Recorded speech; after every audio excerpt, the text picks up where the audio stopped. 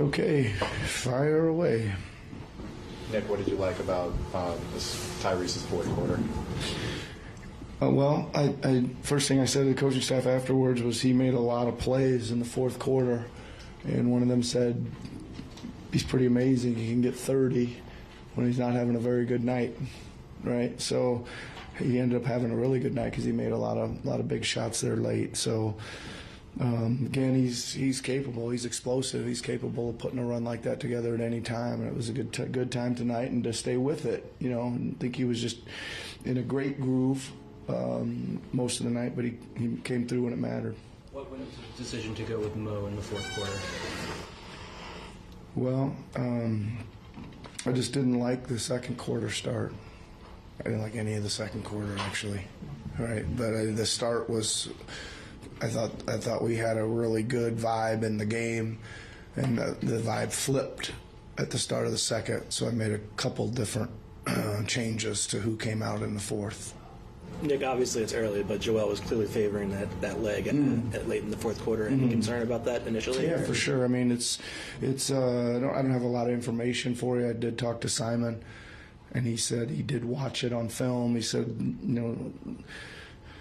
We'll evaluate it here in a bit, and then we'll obviously reevaluate it again in the morning, because he said, well, that's kind of got to give it an overnight to see what happens to it and all that kind of stuff. So we'll update you when we can. Did he indicate where it looked like it was his hip again? Yeah, I'm not sure. I think it was either. No, I don't think it was his hip. I think it was lower than that. I think it was more like the knee. Yeah, more like lower thigh or knee. Yeah. Just to go back to Mo, did you like what you saw from him? And I know it was a short stint, but did you like what you saw from him? I mean, I did. I thought. I mean, he came really close to making a couple really good plays, but he went in there and grabbed 3 rebounds in 5 minutes. Again, I thought what I saw in the second was they just put their head down, went to the front of the rim, boom, boom, boom, boom, about 6 straight times, and I thought maybe we needed a little more appearance of some rim protection or some rim protection, right? Either one.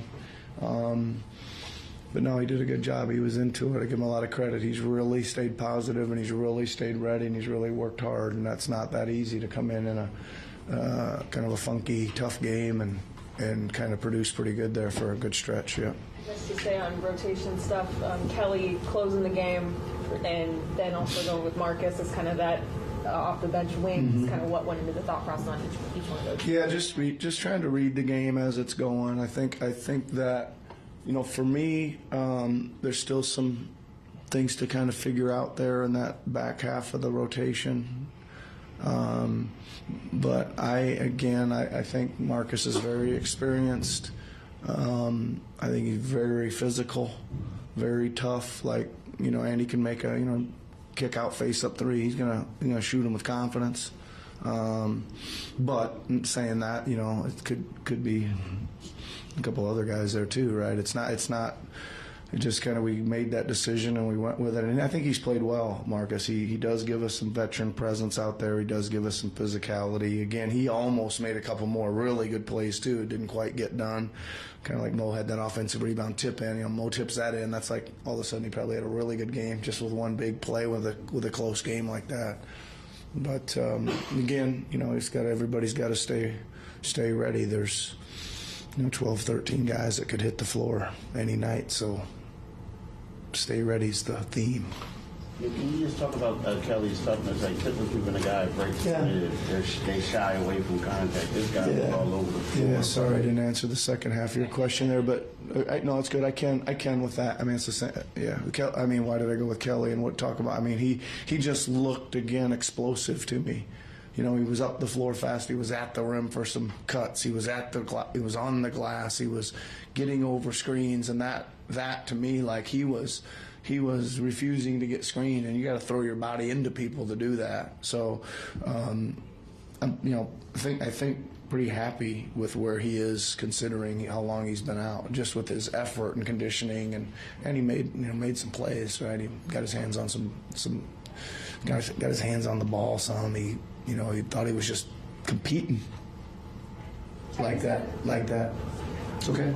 Tyrese had another big scoring and sharing night, but with 0 turnovers. To do that as frequently as he does, how rare and important is it? Well, I think it's really rare that he keeps racking up a good number of assists and isn't turning it over. And it's good. We hope he keeps doing it, right? I mean, I think it is rare, and it's interesting that he's handling lots of stuff. I do think that he did a pretty good job when, it wasn't easy. We lost a lot of momentum. We lost a lot of rhythm in that game, and he kind of stayed at it and made sure we stayed in things and made some good play calls here and there. Just a little different here and there, and most of those worked, which was good. Yeah. He's pretty unwilling to brag about anything, Tyrese. Scoring, assisting, but he will brag about no turnovers. Like, it's clear that he's taken a lot of pride in that. What does that say about a young player? It says he's probably a coach's son. Probably a coach's son. Is he? Yeah, he is, right? Yeah, he is. Yeah, good. That's good. All right, thanks, everybody.